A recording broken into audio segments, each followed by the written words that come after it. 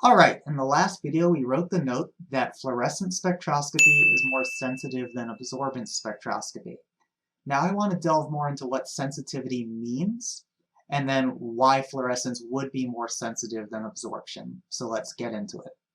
So to better understand sensitivity, we must first define a very important term in instrumental analysis, signal to noise. And in turn, we have to quickly define what signal and noise mean. So let's start with signal. Let's imagine we have an ideal spectrum where we just have a smooth baseline and then a smooth peak that ends, and then we have more baseline. That peak is our signal. It's what we're trying to measure, and it corresponds to a physical phenomenon that's happening in the sample, such as light absorption or light emission. But in reality, the spectrum is not as smooth as it looks. If we were to zoom in on it, we would see that it is rather jagged, not this nice flat line here. And even the peak itself is rather jagged.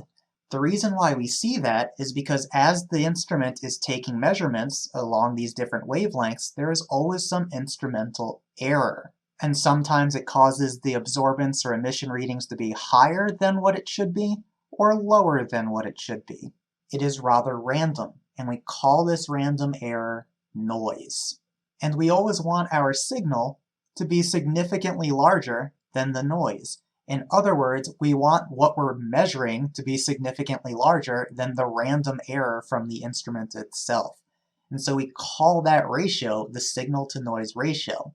And the more sensitive our analysis technique, the higher that signal-to-noise ratio is going to be for a given sample. So this spectrum here represents a rather high sensitivity that gives a high signal-to-noise ratio. We can see that measurement there is significantly larger than the error that surrounds it. That in turn means that this is a rather reliable reading, which we can trust and use to quantify the analyte in some sample. Now, just to be clear, this is not a great signal-to-noise ratio I'm showing you right here. A great signal-to-noise ratio looks more like this when zoomed out. Yes, the jagged noise is still there, but it's barely perceptible compared to the size of the actual peak that we're measuring. But I want you to be able to see what noise actually looks like, so I'm giving you this more exaggerated picture. But the fact of the matter is, this is still good enough that we could reliably use it in a measurement. Contrast that with a poor signal-to-noise spectrum, where the signal that we're measuring, this peak here, is not much larger than the error that surrounds it. This is not a reliable reading, and we cannot use this data to quantify anything, or even identify anything. And that brings us to two very important terms that you should definitely write down: limit of detection and limit of quantification. Limit of detection is how small that signal-to-noise ratio is allowed to be for you to confidently say the chemical is at least present in our sample, and the ratio has to be at least 3. Which is not the case in that bottom spectrum. So we can't even say that the chemical that we're interested in is necessarily present just from that little bump right here, since that bump is not 3 times larger than the noise around it. And we definitely couldn't use that data in a calibration curve for any type of quantification analysis, which brings us to limit of quantification, where the signal-to-noise ratio needs to be at least 10. In other words, the peak needs to be at least 10 times greater than the noise around it for you to use this data in something like a calibration curve.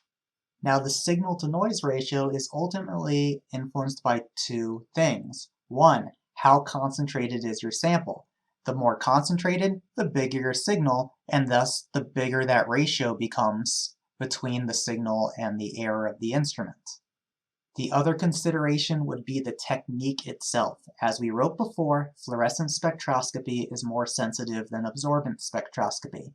In other words, if you use both of them on the same concentration, you will get a higher signal-to-noise ratio with the fluorescence technique than the absorbance. It's more sensitive. Let's see why with a quick movie followed by a visual slide. Alright, I'm going to start this demonstration off with the warning that we should not try to understand where I'm going with any of this. Just make some observations and then we'll relate it to the topic at hand later. So first, here is our major light source, my lamp. And then here is a much weaker light source that I am about to turn on. And I'm going to focus on this wall. And now I am going to turn off the lighter and watch what happens to the wall.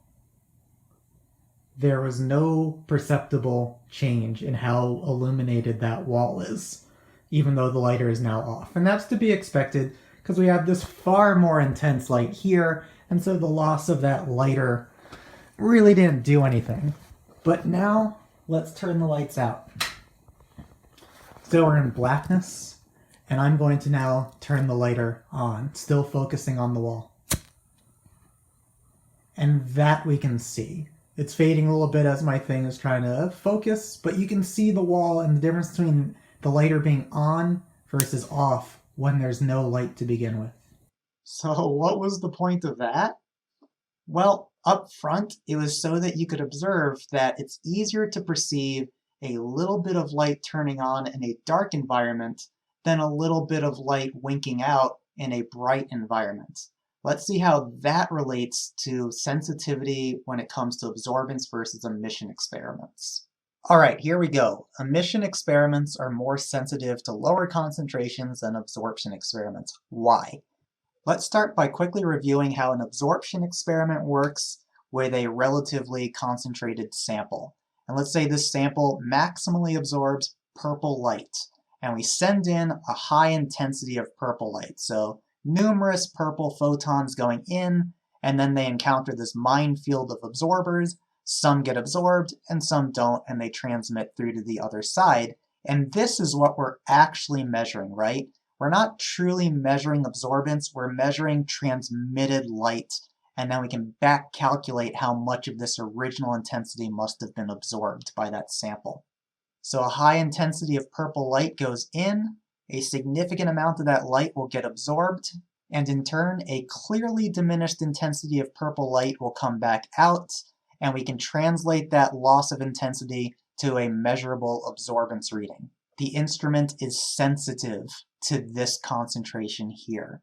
But what if the concentration was significantly lower, and we shine that same intensity of purple light? If we really only had 2 molecules in solution, then at most only 2 of these photons is about to get absorbed by the sample.